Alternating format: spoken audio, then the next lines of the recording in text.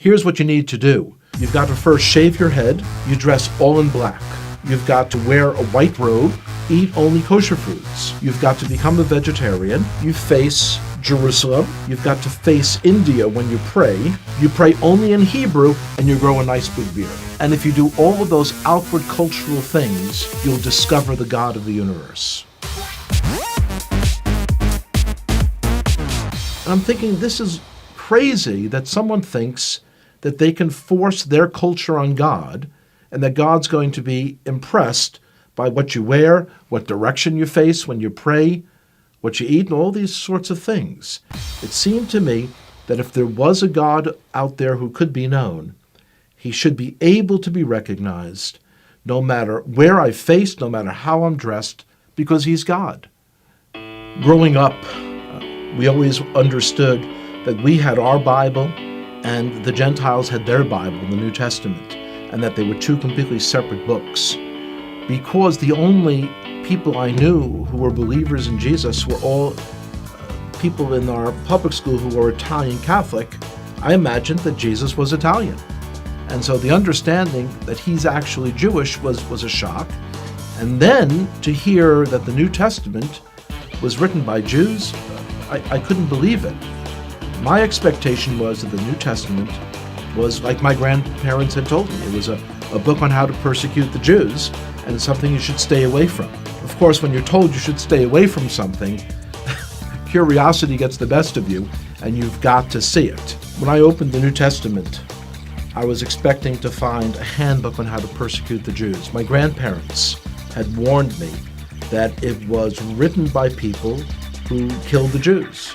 That's what I was expecting to see, and yet when I'm opening it, I'm reading a story written by Jews about Jewish people. The New Testament was a fascinating book. And so as I opened this book in the library, I kind of looked around, made sure that none of my friends had seen me taking a Christian Bible off the shelf. And I opened it. Here's the first sentence. It says, "This is the genealogy of Jesus the Messiah, the son of David, the son of Abraham." So 3 people are mentioned, and they're all Jewish. I was very shocked. And as I continued to read, I'm reading the story of a Jewish man who was born in a Jewish village, in a Jewish country, and one day walks into a synagogue and announces that he is the Messiah. The more I read the words of Jesus, the more I became attracted to him. It was as beautiful as anything I had ever read in any other part of the Bible. As I came to faith that Yeshua, that Jesus was the Messiah, it was clear that that was the most Jewish thing I could do. This is not a person who's a renegade to our people. This is the one who was promised in our Bible, the 53rd chapter of Isaiah.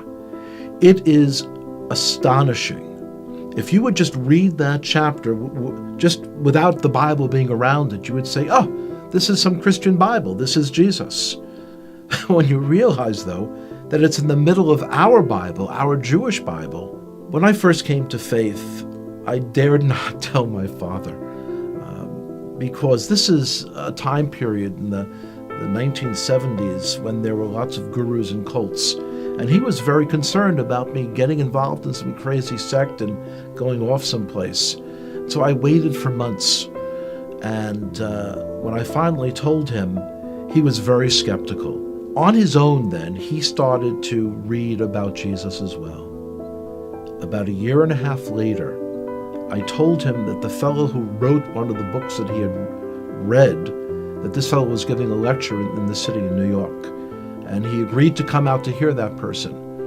And one of the most amazing moments of my life was the speaker said, "Would everyone here who is a Jewish believer in Jesus, would you raise your hand?" And I raised my hand. My father also raised his hand. And I looked over and I said, "Pop," he didn't say would all the Jews raise their hand. He said, would all the Jewish believers in Jesus raise their hand? And my father looked over and he said, yes, I heard what he said. The decision to come to faith in Jesus as the Messiah was not something that was a momentary lark. It wasn't something that was a passing fad. And I could see changes in myself that I knew were not from within myself. I had kind of tapped in to a truth for our Jewish people that was very powerful.